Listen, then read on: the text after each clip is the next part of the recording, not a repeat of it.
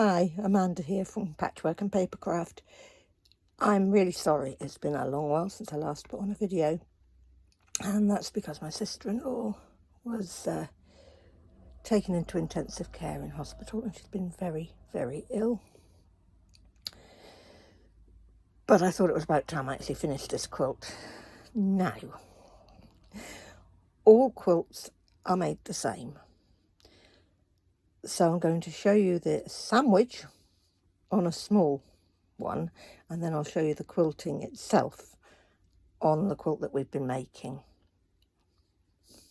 I thought that'd make more sense that way. All right, so let's get on with it, shall we? Right, this is a slightly odd view on the camera because, well, I don't have an awful lot of room in here. But anyway, this is to show you what you need. Now, this is temporary spray adhesive. There's lots of different types, but this is very, very useful. And these are curved safety pins. Now, they're not that big. I mean, you can get bigger ones, I'm sure, but look, there's a definite curve to them, and that's so that when you poke them in, they're going to come back out again without too much problem, without sticking your fingers. Okay, so to make this, you require your front, what did we call it? Your quilt top, sorry. Now, this is a 12.5 by 12.5 square that I made ages ago. It's not all that brilliant, but it's good enough for this. And what you do is you put your backing fabric down first, pretty side down. All right. Then you give it a very light spray. Got to shake it well before you use it. But a light spray of the temporary adhesive. Don't use a heavy adhesive. Gums up your machine. A light adhesive is fine. And then we put our wadding on the top. And if we're very lucky, we can centre it without it messing up. And then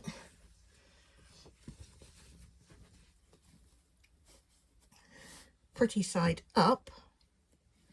Just make absolutely sure it's going to fit properly. Yes, it is. And you need an 1.5 inches all the way around the outside of the background, but obviously not the. This is why you use temporary adhesive, so that you can lift it if you need to.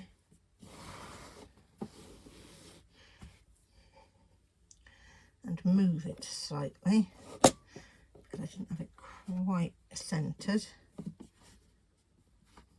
Hopefully that's about right. Okay, so about 1.5 inches all the way round of the backing fabric. Yeah, that's about even. And then once you know it's in the right place, fold back half of it.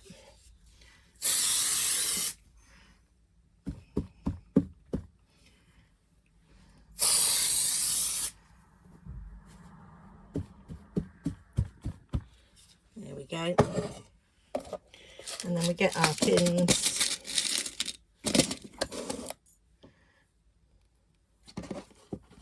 And connect it. Now you want to, it's hard to say where to pin it really, because it depends where you're going to be quilting it.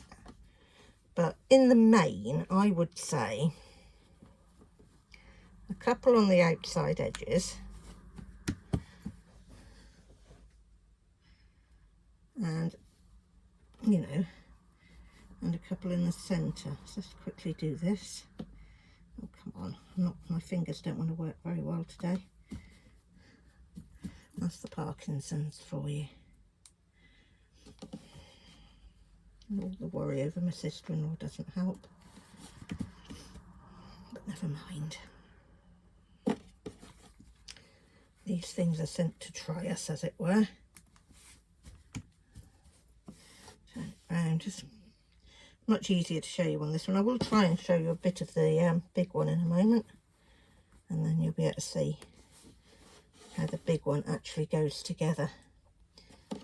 but this is just pinning this one together so that you can see how I do it.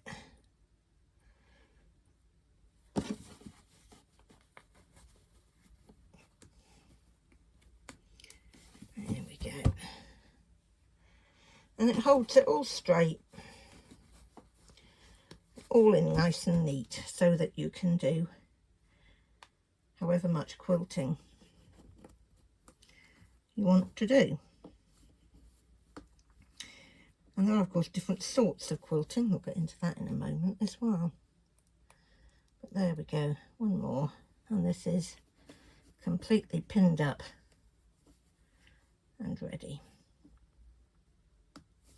There we go. Put that one away. And on the back you can see the pins, but it doesn't fall apart, it doesn't come apart. I mean, the contact adhesive, the temporary adhesive, would hold it. But if you've got a large quilt, you really do need the pins. So it's probably a good idea to use them on the little ones, so that if you do a big one, it's the way you work, you know, it becomes normal. But okay, that is how we make up the little one.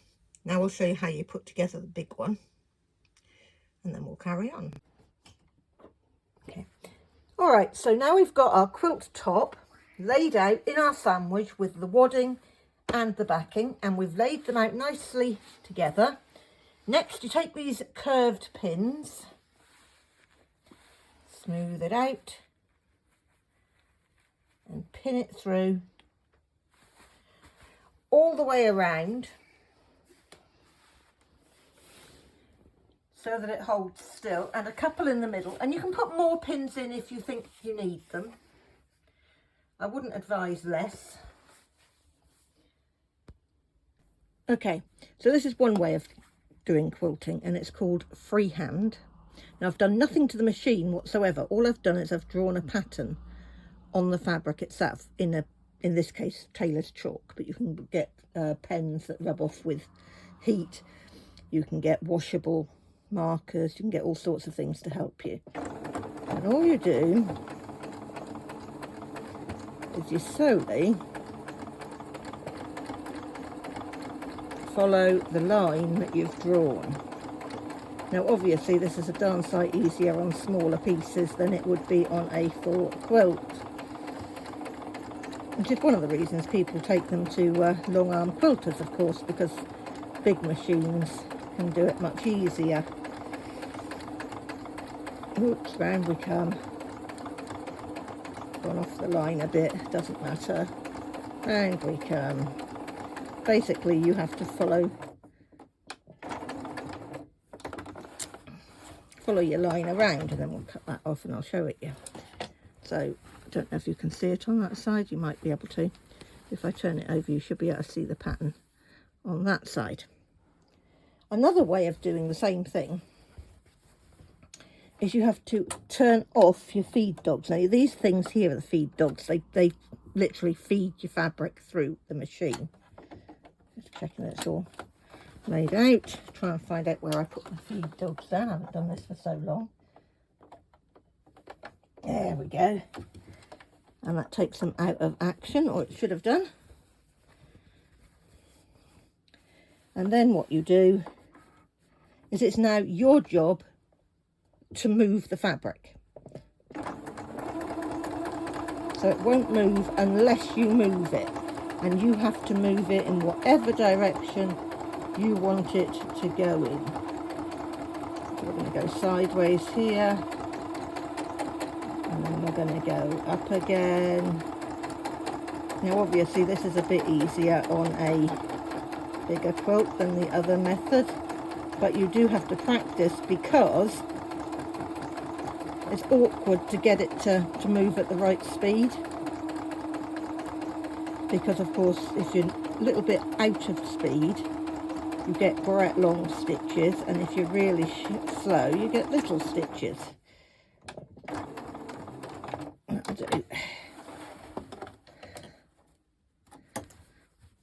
and we'll see how I've done with that one.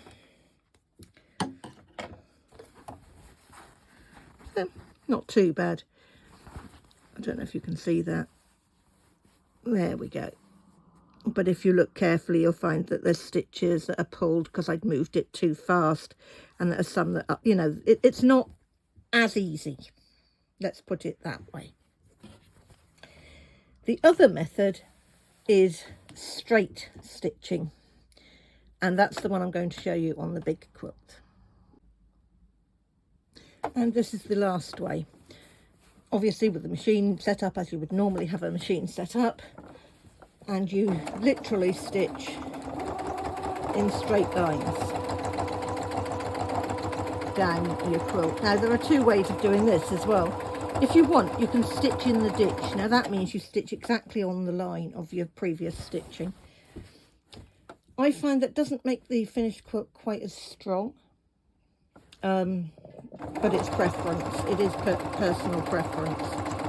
So for this one, which I am actually making for my sister-in-law in the hospice, which is another reason for doing it relatively quickly.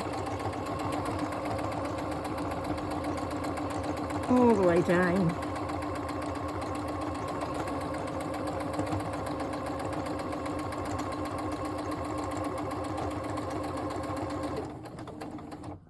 Now I'm stopping at the border.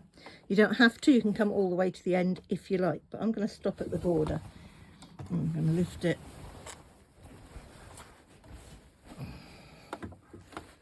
And turn it. Whoops, sorry. As I've said before, I don't have an awful lot of room in this sewing room.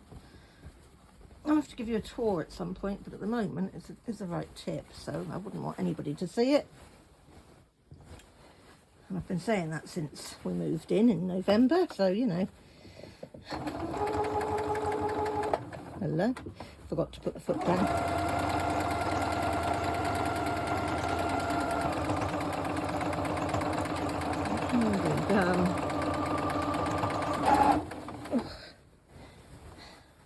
It is tiring, this method, because you do have to help the machine. Not too much, because if you actually push the fabric, you'll end up with pulled stitches on the back and rucks and goodness knows what else. But you do have to make sure you're guiding the fabric. And on a bigger quilt, it's, well, the larger the quilt, the harder it is to do, to be fair. I'm just going to come back along because I did on the other side.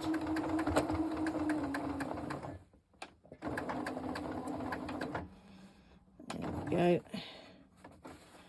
And then move along to the next one. And I will see you when I've finished. While I think about it, as the quilt gets bigger, as you get further along the quilt, you end up with a great big circle of the rest of the quilt inside your, what's that bit called, shoulder, inside the shoulder of your machine. So for quilting, you could do with one with a wide piece in here. Yeah, you get the hang of it. It's king size quilts are difficult to fit in, but I have done a king size quilt on this machine. In fact, I did a super king on this machine. That was not easy, but it can be done. You end up with a really tightly wound reel in here. You have to have the machine a long way away from your wall because it's stiff, so you need the space to push it all the way through and all the way back, and it is hard on your hands, but that's something to be aware of in larger quilts. Carry on. I'm going to try and show you going down the last bit. It might send the camera off in funny directions, so we'll have a go. A bit of back stitch at the beginning, down to the first seam, And this is straight line stitching. So I'm picking it up, moving it, stitching in a straight line to the next part, lift up the foot, turn it, down the foot,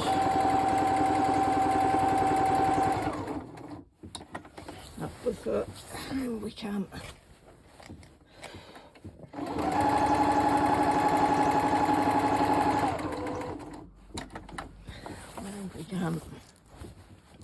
I think this is the last line. I'll have a look in a minute and see if I want any more.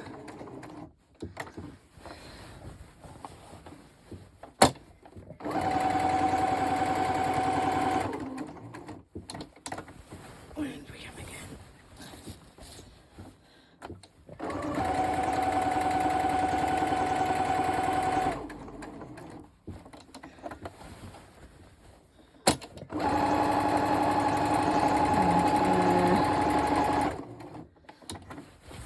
To the end part.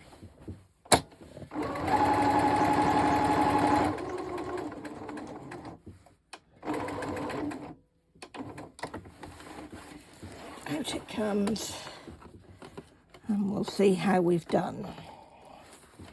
If I can ever get hold of the cotton. There we go. All right. So I'll take you off of the stand so you can see this.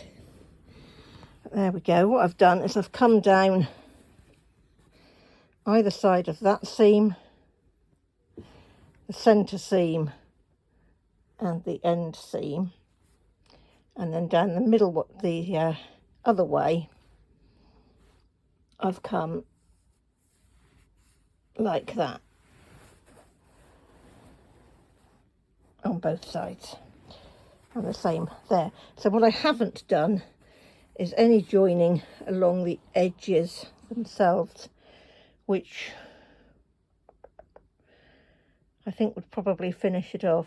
So yeah, what I'm now going to do is I'm going to go around and I'm literally going to stitch like that all the way around the outside of the centre section, if you see what I mean. All right, see you in a moment. Once you've finished with all the quilting, the next bit is what I call quality control. It's basically taking off all your little bits of thread. And you'd be surprised how many bits of thread you have all over the place, sticking out of the centre, all over the place. And it takes you a while to go all the way around the quilt on both sides and just take them all off. And I normally give it to my daughter and get her to go around it as well afterwards when I've completely finished. And she nearly always finds the odd bit that I've missed. Not every single time, but mostly. So, yeah, quality control. All the ends.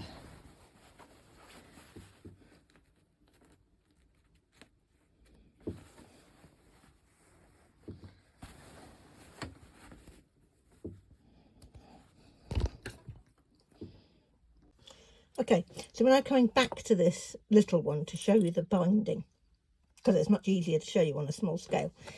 Now this is why I said to leave 1.5 inches. This is the easy way of doing binding. What you do is you fold it over so that it meets your quilt, and then you fold it again, and I'm going to use little clips to hold mine. You do that all the way along,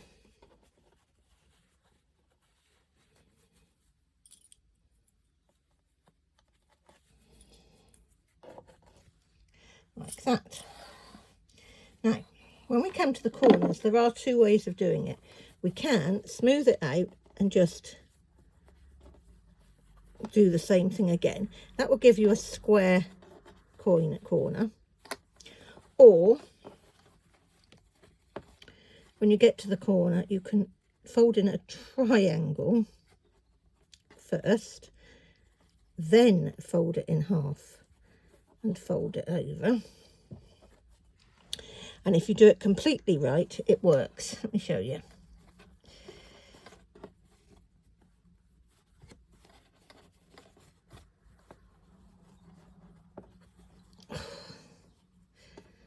folding it over, tucking it in under there. That's one. 1.5. And then this side we'll do exactly the same. It's not as easy as it sounds. You do have to do a bit of finagling to it, but once you've got the hang of it,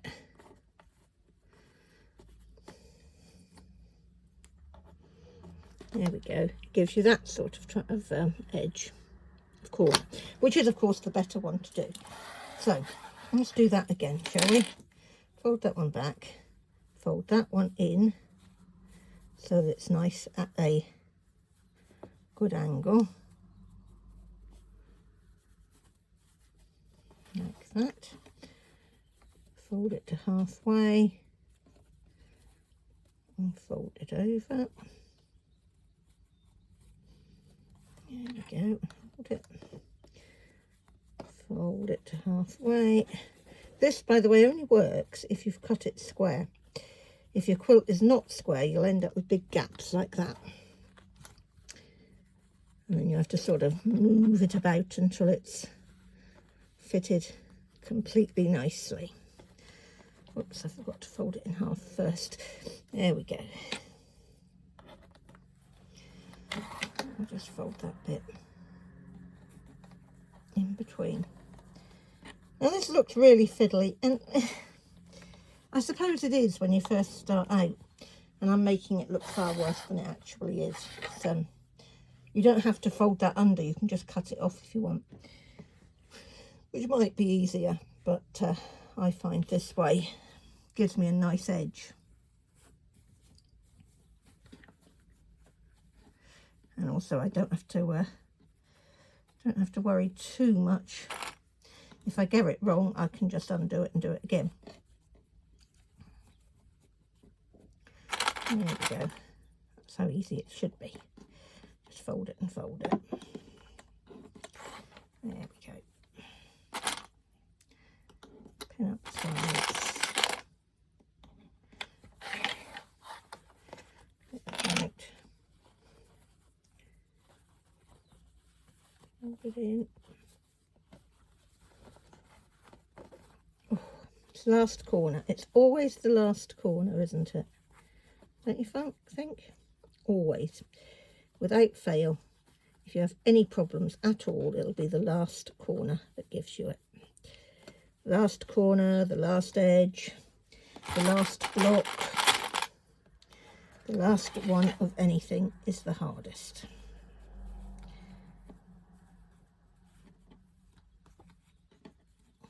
There we go.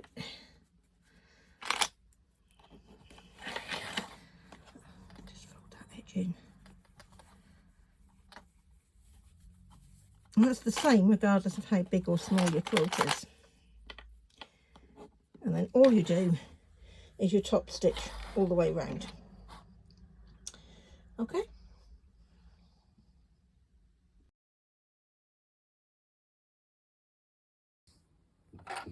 Okay, so I've done that all the way round, and now what I'm going to do is I'm going to zigzag stitch. Now you line up the fold with the centre of your foot, and that way your zigzag will go both sides. I've also changed colours because white was great in the centre, but it will show up far too much on these outside bits. And I don't have a blue that matches this or that matches that, so I've gone with black because there's little black lines in that material.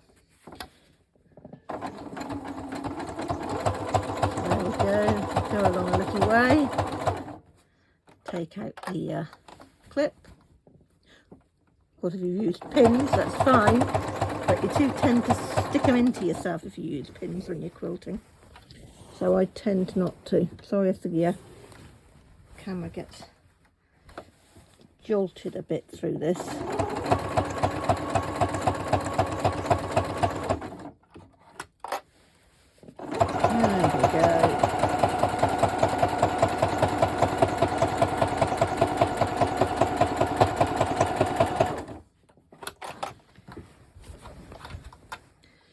where your walking foot is actually very useful for quilting. I tend to only use it on great big quilts, but it can be used on small ones as well, especially if you find that you've got puckering at the edges. You know, if you end up with a fold somewhere, then your walking foot would stop that.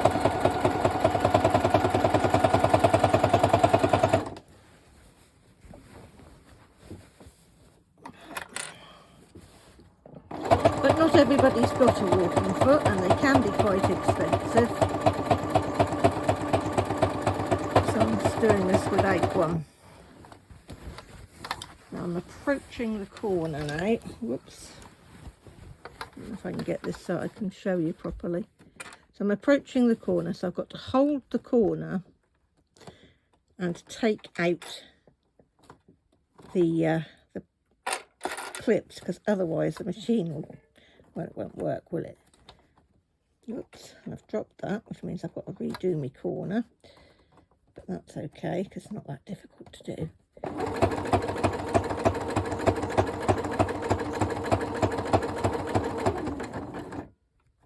And now I'm just going to turn it so the centre is up the centre line of the corner seam. And I've dropped it again. Pain in the... Why is it always one corner that messes up, eh? There we go, push it back together again, it's fine. Anyway, if you don't have little mistakes in your quilts, well, there's something wrong.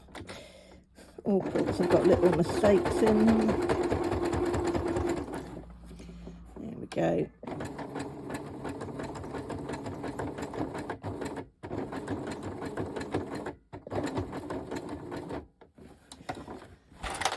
Up and back down again. Turn around. And carry on.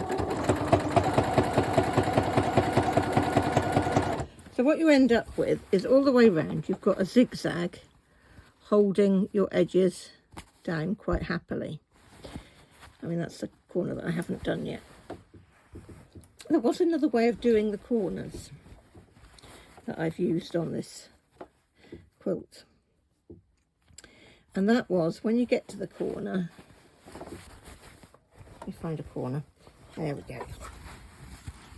When you got to a corner, rather than folding the whole lot under, I folded this down and then folded it over. I don't think that makes the slightest bit of sense. I folded it down together all the way to the edges, both sides, then folded down the corner. There was less material to mess about with, but it's exactly the same really.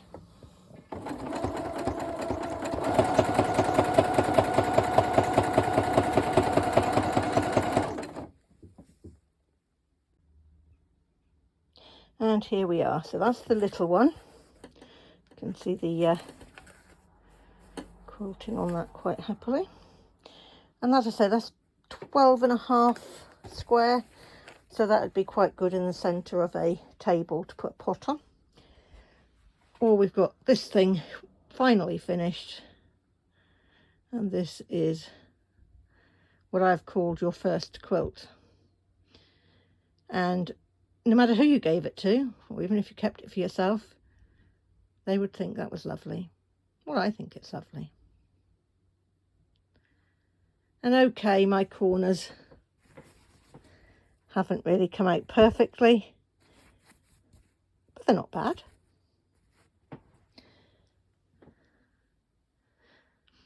And that's a method of binding called bind as you go, I think. It's an easier method. There is another method, of course. I'll do that next time. But for this one that I wanted to finish quickly, there we go. So if you're watching, Nikki, this one is coming your way, sis. And it's only small, but it's big enough for a lap quilt. Okay, so there we go. your first quilt from the first principles to the finished article. Until next time, bye.